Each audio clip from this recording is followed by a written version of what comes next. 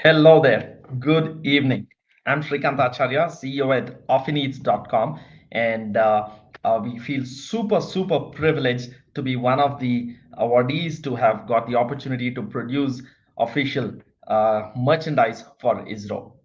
What I want to talk to you about in this video is why I'm super excited at this opportunity, and I want to share a few stories about the formation for the formative years and the initial days of ISRO. Um, I want to take you back in time, right? So if some of you know your history, you clearly know that India got its independence in 1947. But uh, when Indian space research and when India's space journey began, it didn't begin with ISRO. It began with something called INCOSPAR. INCOSPAR stood for Indian National Committee for Space Research, right? And it was a predecessor of ISRO, which was formulated in 1962.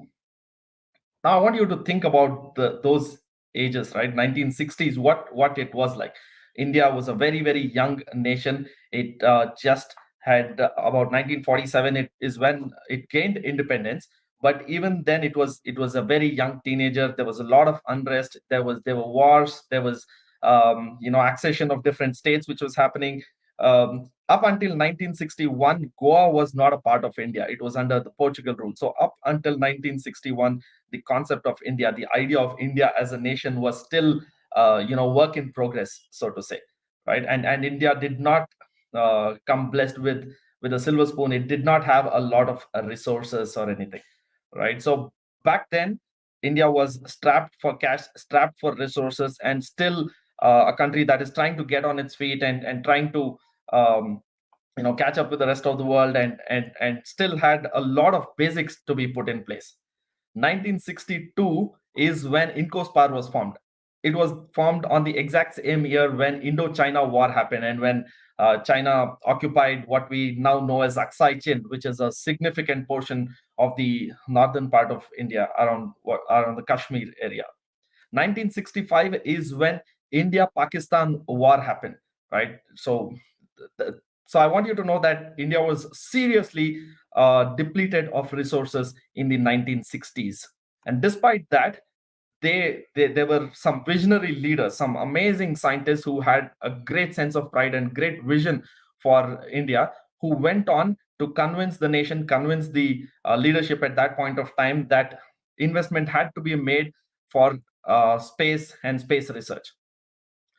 At that point of time, there was a lot of protest. It was called, there were newspapers that were talking about why is India prioritizing rockets over rice. That was a very famous tagline, infamous tagline, right? So India was a very poor nation. It was not able to feed all the citizens of the country. There were plenty of people who didn't have food, who didn't have the basic necessities, water, and health was not available. And why did India want to aspire to have rockets and have its own space mission and have a space plan and so on? What was the need for that?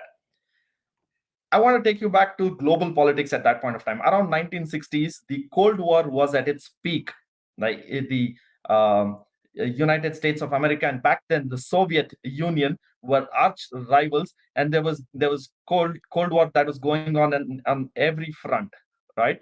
One place where this was very evident was in what was called the space race, right? It was there was a very close race between uh, America and Soviet Union as to who would put man into space first.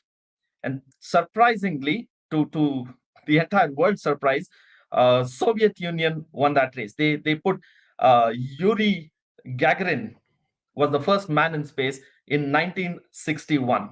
This really frayed the Americans, right, who took almost 9 more years before they could get Neil Armstrong onto moon. Why am I telling you this? Back then, space race was very talked about. So in global terms, there was United States of America and Soviet Union and a bunch of other really wealthy nations who were contending to be the first in space. India was nowhere in the picture. Nobody took India seriously. You will see a lot of cartoons where India was knocking on the doorsteps of the space elite, and they were made fun of as snake charmers and farmers and so on. But most of the countries globally, it was a race for them. Who would be the first one to put man on moon? Who would be the first person to have a rocket? Who would be the first, not first person, first country to have a satellite orbiting the Earth? It was about who would be the first, and it was an ideological warfare. And whoever was the first would be deemed to be more superior. At these times, India was nowhere in the contention. Nobody took India seriously. India did not have the resources. India did not have the money. India had a lot of other priorities that they needed to set in place. You have Dr. Vikram Sarabhai, who was the first chairman of INCOSPAR, and he was like really instrumental in making space happen. And his ideology was not that India should do this to be a part of the space race. He was very, very adamant that the space mission has to happen, not uh, not despite India being poor, but because India is poor. And India is a very agrarian economy. That means a large part of India's economy depended on agriculture. And if India could have its own satellite, and if it was able to be better at predicting weather and a lot of other factors, it could help India be self-sufficient in a lot of ways. This was the vision which Dr. Vikram Sarabhai and the leadership at that point of time began the space journey with. And if you read books, if you read blogs, if you watch some interviews and videos, you will know that India did not have the luxury of um, money or just about any access to any kind of technology. Luckily, there was Tumba, which is a small fishing village in southern part of India, which was just right because of its equatorial position to be able to fly sounding rockets. Because of that, it was able to collaborate with NASA. It was able to collaborate with the Soviet Union, and a lot of things started to happen. Why I tell you this story is because I find it very inspiring that a country got into space mission not to be in the space race. The ambition was never to be the first on moon or the first in space, or it was never a race at all, but it was to gain scientific advancement and to be able to gain independence, and to be able to have its own stand, to be able to serve its nation, serve its people much, much more better. That I find really, really inspiring. And that they did this despite all the odds that were against India. We didn't have the revenue, we didn't have just about anything. So the idea of starting small while thinking big is what started off with ISRO. And that I feel is very, very important. It's important that we all know that how small ISRO started off, and what I mean, the achievements that ISRO has now is amazing. It really makes us swell with pride, doesn't it? But the background and the backdrop, and the the way ISRO started small but was always thinking big, is something that should be inspirational to all of us. Whether you're a space enthusiast or not, whether you are a student, whether you are an entrepreneur, whether you are starting off your career, whether you are a blogger, whatever it is that you want to do, this is one thing I'd like you to take away. Start small, but think big. We have the opportunity to become one of the ISRO merchandise partners, and that's how Dheespace happened. So, in case you're watching this live on Instagram, you are on the Dheespace handle. If you're probably on my Facebook or YouTube or LinkedIn handle, I want to encourage you to visit Dheespace.com. That's DHEESPACE.com, right? Now Dheespace happened as an opportunity to become an official ISRO merchandise partner. For very, very long, we've seen a lot of people wear NASA caps and NASA jackets and T-shirts and patches and so on, but we never had the opportunity to get some great images, great stories, great merchandise that makes us feel pride, makes us celebrate the achievements of ISRO, achievements of India as a nation, the story of the underdog which went on to make big victories.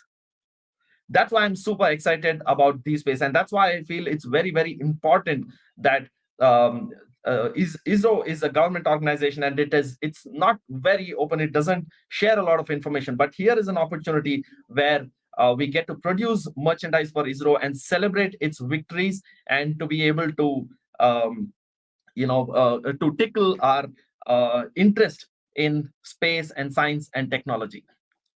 So it might be just a t-shirt that you wear with a picture of one of the satellites, or a scaled model of one of the rockets that you might be holding. But you never know, that might just inspire you, or inspire your kids, or inspire somebody else to literally aim for the stars, or maybe even Mars. Right now we are at the peak where space travel is being spoken about. In just a matter of years, you're likely to be able to buy a ticket and go around the moon and come back. We are in that time where space travel is not just a dream, it is a reality. And not just for the astronaut, but even for I won't say common man, for a very wealthy man, but it is within the reach of people who want to see what the earth looks like from outside. And Dheespace is a small attempt at making merchandise that keeps you inspired, keeps that hunger alive. And you never know what it turns out into. I want to show you a picture. Okay, this is a book that I've been reading. It's called Tata Stories, and it's got a picture that was given by late Kalpana Chawla. Kalpana Chawla, as you know, is an Indian woman who's made India proud. She went on to join NASA, and she went on to become an astronaut. And unfortunately, she passed away in a bad rocket accident, right? And her family sent back this picture to the Tatas. What is this picture? Now, this is a picture of uh, JRD Tata when he flew the first Indian flight. It used to be called Tata Air back then. And he flew that flight from Lahore to Mumbai in pre independence days, I think 1927 or 22 or 32 or something like that. Right. And then again in 1982, he flew the exact same flight when he was almost 70 years old or something. He flew the exact same flight in 1982 from Lahore to Mumbai once again. And this was the picture that was taken back then. It was in 1932, to be precise, 15th October 1932. And this is the picture that inspired Kalpana Chawla to go after her dreams. And she carried it with her everywhere she went, including in the rocket that took her beyond Earth. And when she came back, they gave the family gifted this picture back to Tatas, and it's still there. The reason why I say that is you never know what is that little thing that inspires you, keeps you motivated, keeps you reminding of your goal and of your aspirations. That is what we want to be at Dheespace. We want to be a source of inspiration, be a source of a joy for the youngsters who want to keep in mind and who want to really aim for the stars. So my message to you is start small, think big. See you again very, very soon. Bye bye.